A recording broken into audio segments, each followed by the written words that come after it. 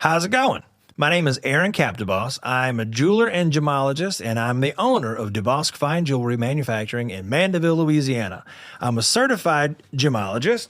I'm a certified jeweler, and I'm also certified since 1997 as a jeweler through Jewelers of America. I have been operating DeBosque Fine Jewelry since 2003. And I've been making a living as a jeweler since 1997. So I have seen a lot of jewelry. If you have any questions, hit me up in the comments below. On Ask the Jeweler, we have so this is a good one. I get this one all the time. What is the difference between jewelry that you would get at a jewelry show or on a cruise ship? What is the difference between that jewelry and the jewelry that we sell here as a freestanding fine jewelry store? Why is my jewelry more expensive? We get that one a lot.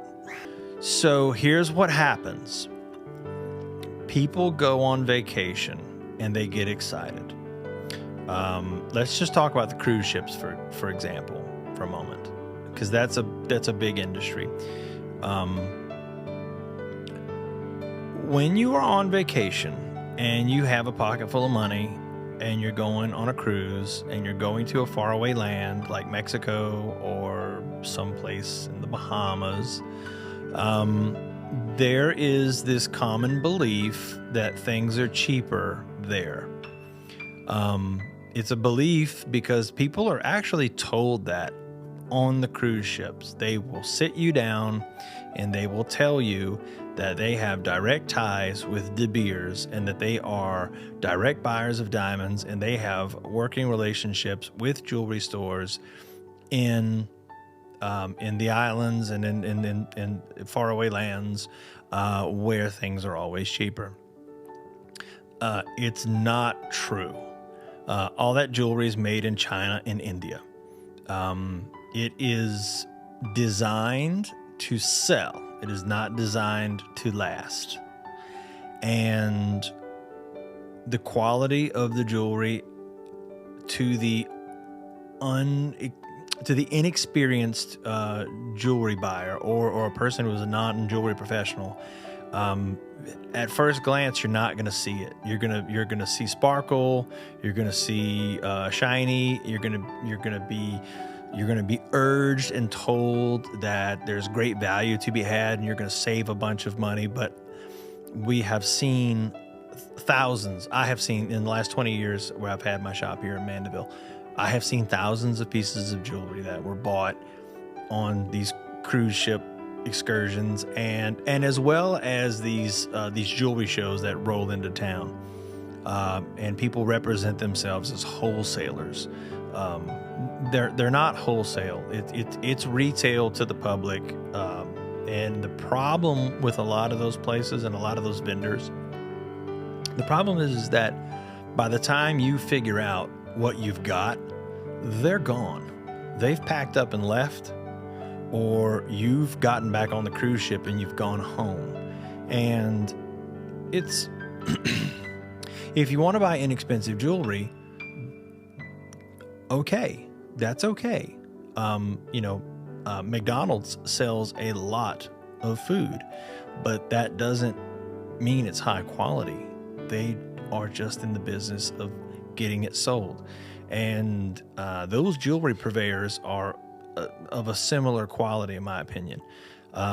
They are not interested in whether or not the purchase is good for you or that the piece is going to last, or are the materials exactly what they have described them to be.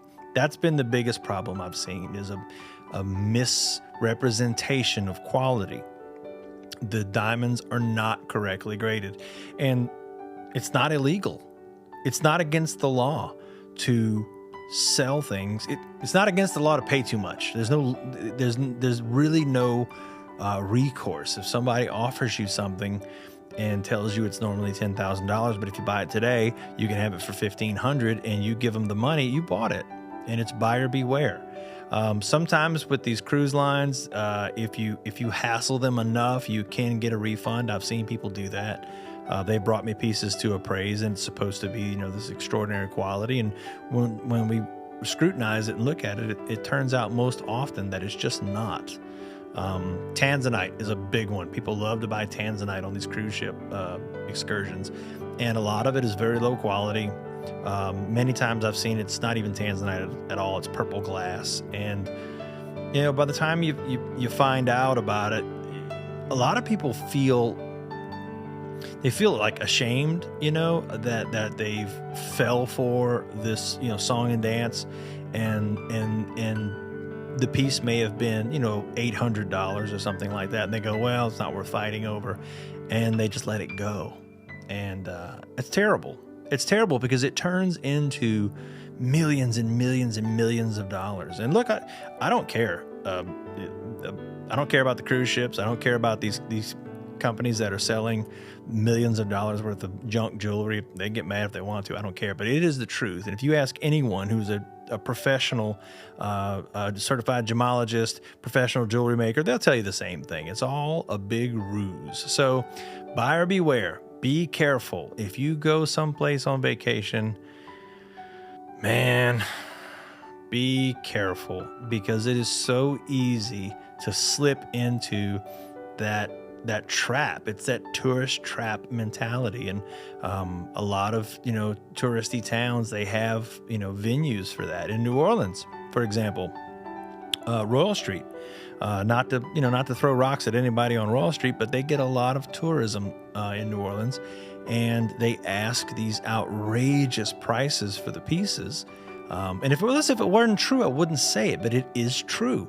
They ask extraordinary prices for these pieces, and they'll negotiate it down, you know, 50%, 60%, 70%. They'll come down, and it's just.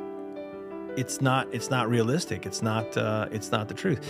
And look, some of the jewelers, and I'm saying Royal Street because everyone knows that area, but some of those people are legitimate, you know, jewelry dealers, and some of those stores are fantastic. And again, not talking about everyone, but I mean, it is a touristy spot, and when you are in touristy spots, you're going to get that experience of being offered things at outrageous prices, and then they'll come down and come down and come down and come down. And when you see that happening, usually this should be an indication that you're on a slippery slope. And so be careful. That's all I can say. Good luck.